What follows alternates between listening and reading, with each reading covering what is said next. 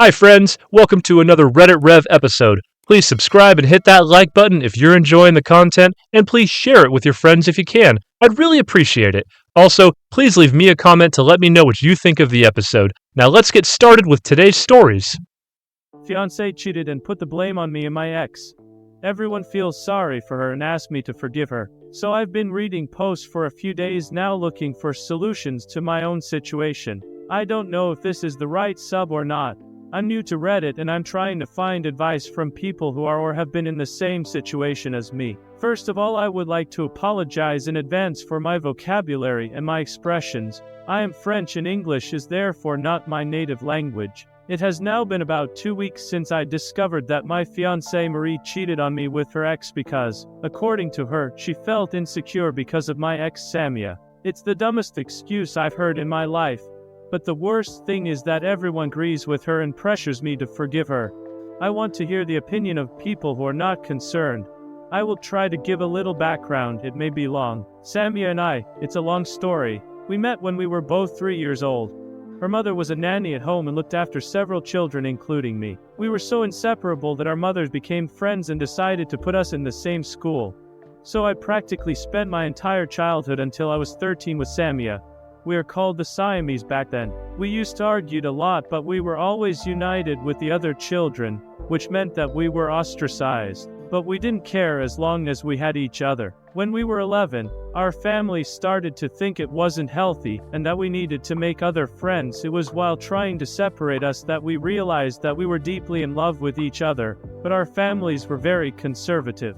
She is of Arab origin and I am of African origin, so we hid the fact of dating. Then one night when I was 13, I made the mistake of going up to her room which was on the first floor through her window. It was dangerous but exciting. I had done that a few times before. We were just chatting at the time and kissing sometime, nothing else. But that day her father opened her door without warning. He caught us kissing and tried to call the police. I tried to escape through the window. I broke my arm.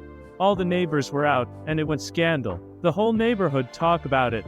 Her father never liked me. He wanted to file a complaint against me. Even if I was not risking much at that age, it was still very humiliating for my family. My father therefore decided to send me to Africa to stay there for an indefinite period, but it was mainly to separate us.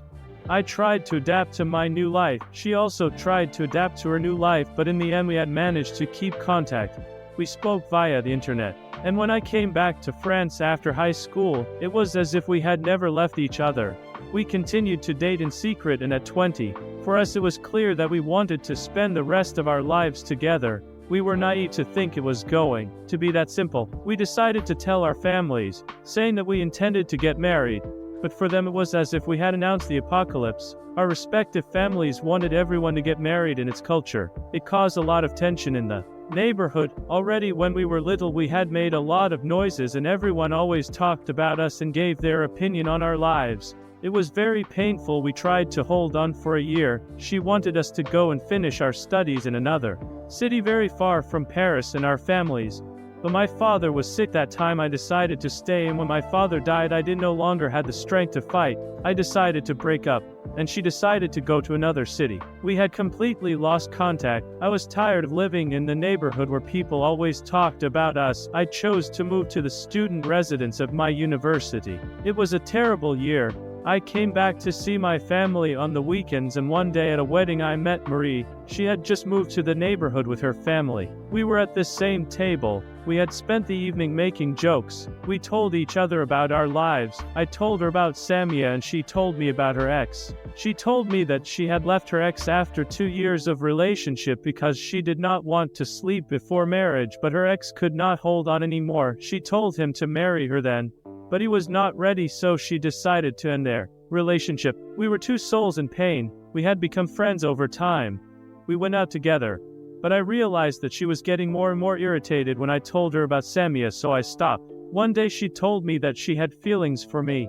I told her that I still had Samia in my heart. She told me that it was an opportunity to forget her. I agreed to date her. It was weird at first to be with another woman, but eventually I got used to it and started to like her. As time passed, she became more and more jealous of Samia, but I never spoke about her again after she confessed. It was very weird she acted that way. I lived on campus, so I didn't know what was said in the neighborhood where I came from. But apparently people were talking about my old stories with Samia, telling anecdotes here and there, the time I broke my arm trying to escape through the window, and other anecdotes. I reassured Marie by saying that was the past, but she always compared herself to Samia.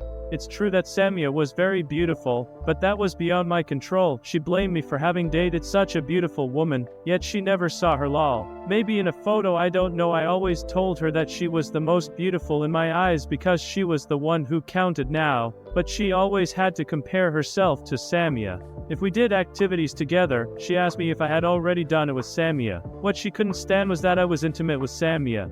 In short, it was becoming unbearable. Despite everything, I asked her to marry me. She was from the same culture as me, so it suited my family. I did not have the strength to fight again for this kind of thing. The wedding was to take place in August, a perfect timing for me because I will have finished my studies in July. Other than her insecurity, everything seemed fine until 2 weeks ago when I got a call from a number I didn't know from a guy who introduced himself as her ex. He told me that he and Marie were still seeing each other and that they had slept together several times. I didn't believe him. I thought his ex was trying to sabotage our relationship, but he sent me the screenshots of their discussion. I told him that these things could be easily fabricated.